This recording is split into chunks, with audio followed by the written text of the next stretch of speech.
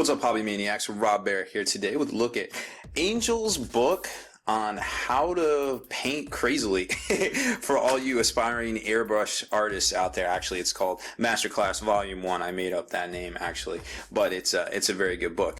So this, like I said, this is a really interesting book. It's got a lot of the meat and potatoes in here that are things that you really look for when you're trying to paint miniatures. Now, obviously, Angel focuses heavily on airbrushing his models, but he also does really well introducing those meat and potatoes concepts of, glazing, washes, all the things that, like, source highlighting, all those things that make painting kind of taking things to the next level, so to speak. And what's cool about this actual tutorial book is that it comes with a special limited edition figure for Infinity, Jonah Arc figure, which he shows you how to paint in here towards the end of the book. I think it's like page 95 or 96. So it's not sold separately. It's kind of a neat little thing. Now, if you're familiar with Infinity miniatures from Corvus Belli, you probably know that, Angel's been painting these things since basically they started with Infinity. So he's kind of like, his paint schemes are kind of like the face of the company, so to speak. And it's really interesting to see, his progression over time and definitely mastering, the airbrush and kind of like that hybrid technique between the airbrush and conventional layer painting as well, kind of like me and Kenny do with our painting styles, I guess, so to speak. Like obviously Kenny's been only doing it for a few years now, and his stuff looks spectacular, but it very much so along the same lines as Angel, whereas Angel paints for a studio and people like me and Kenny basically paint, commission work. So we're always on the time, we might not have, all the time to put in to make something look so spectacular because customers, well, let's face it, unless you're a miniature studio, you're just not willing to pay for that sort of thing.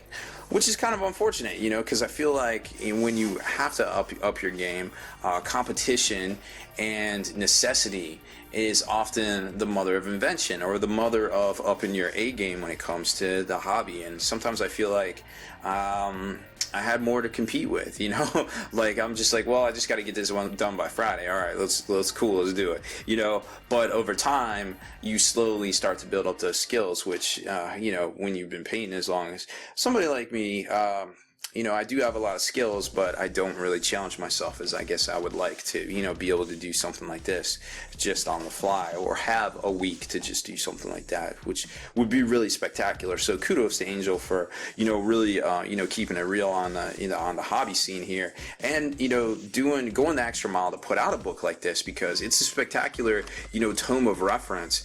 And like I said, it's 117 pages, and it's got some intros here, kind of some tips and things. And then it gets into the meat and potatoes, the actual techniques, non-metal metallic. It was very popular years ago, fell a little bit out of favor, with the ordinary folks that, some people just don't want to put that much time and effort into it. Stippling, washing, points of light, source highlighting kind of thing, and glazes. And glazes are a big thing. Glazes are definitely different from washing. Glazes help build up that base and kind of make your colors look more robust and alive, as you'll see in here.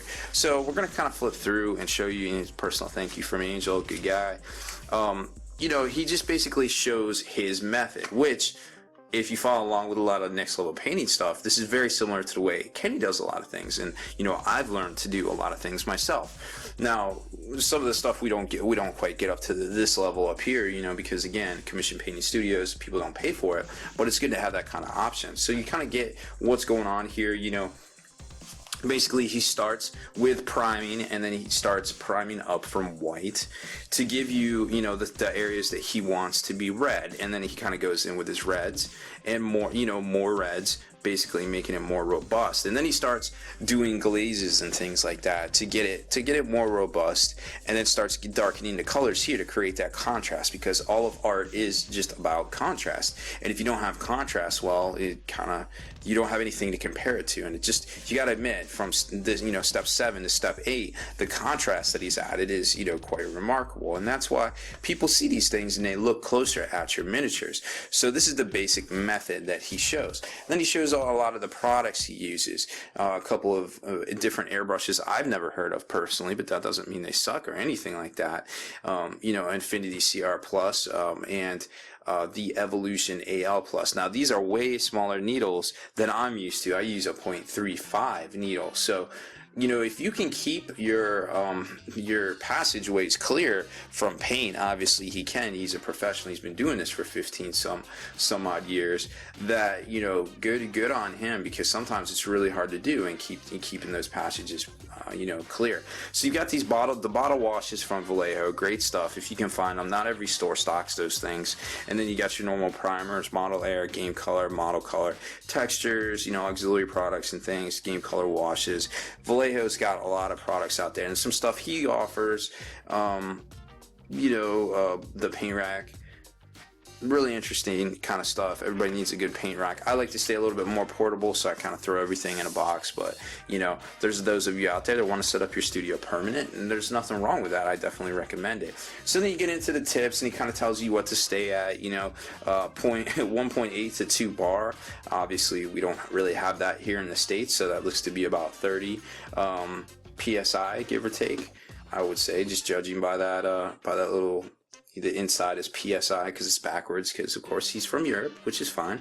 And then you get into a bunch of other tips and tricks and things, which are really interesting. I like this transparent film he uses here to kind of cover up and make it easy to block stuff out. Some tapes and things, some liquid masking that I hadn't seen. I used the Winsor Newton stuff, but this Vallejo stuff looks really interesting, and I really like how it's got that kind of Vendergrass kind of look to it, so it's easy to see where it is when you put it on, because with some of the transparent masking film, once you put it on, you don't know where it is, and you're like, crap, I don't know if I'm painting over the stuff, or I don't, so it just starts getting a little frustrating. That being said, he kind of goes into the basics, like, if you squirt this out, your stuff's separated, so, shake it up, dummies, right?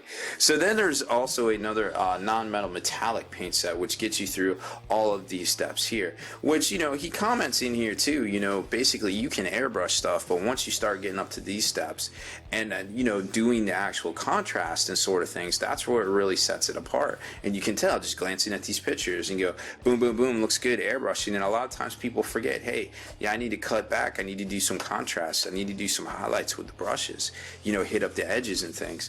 Then it gets into the basics, like stippling and using washes to get into certain areas, points of light, which I thought this was a really interesting kind of like step-by-step thing here, because it really showcases kind of the point where a lot of people stop. Like a lot of people stop right here with the airbrush, but then you want to go back and hyper highlight everything, to really make it over the top super good looking, I feel like.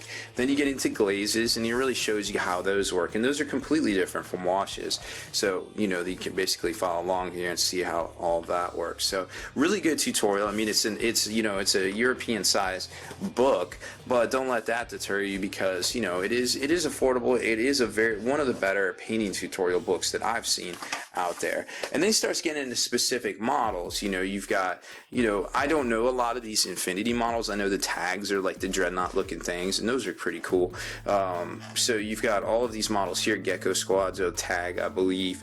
Then you got the Jonah Arc that comes in the limited edition, Jonah Arc here. Infinity has actually cloned a lot. There's Saladin, you got William Wallace, Achilles, you got all these crazy old school, historical figures in that universe running around beating faces, in the near, I guess I would say it's near future. It's not really post-apocalyptic. It seems a little apocalyptic, but it's more near future, like the technology hasn't degraded at this point, and everybody's just running around fighting over resources, which is to be expected. So it definitely runs the gamut. Now there was a couple of things I wanted to show you right off the bat that I thought were pretty neat. And we're not going to show you everything in here, because obviously this is just a review. Basically pulling off the liquid mask right here, I thought was really neat, because obviously you can see it, and he uses blue tack to kind of pull it off right there, which I thought was really cool. A nice little tip right there. And then basically painting some of the tags, which are the dreadnought looking things, using the transparent film to keep from getting stuff on the rest of the model there, which was definitely a concern. it's really interesting to see how he uses a combination of conventional painting and also airbrushing and going back and masking things off and getting in there and painting them, like you can kind of see in this tutorial here. You know, he adds the transparent film and goes in and does some airbrushing. Hey, I want to do airbrushing. All right, get in there. You dog. You know, so it's a really good tutorial book, you know, to really open the A game and adding these things to your hobby arsenal, you know. But I feel like it's less effective if you don't own an airbrush and don't intend to do airbrush, because a lot of these techniques is kind of that hybrid style of airbrushing, you know. So keep that in mind. You know, maybe this book isn't for everybody. This book is spectacular and worth a read, whether or not, you know, you have an airbrush or not, but you'll probably get more out of it if you do own an airbrush.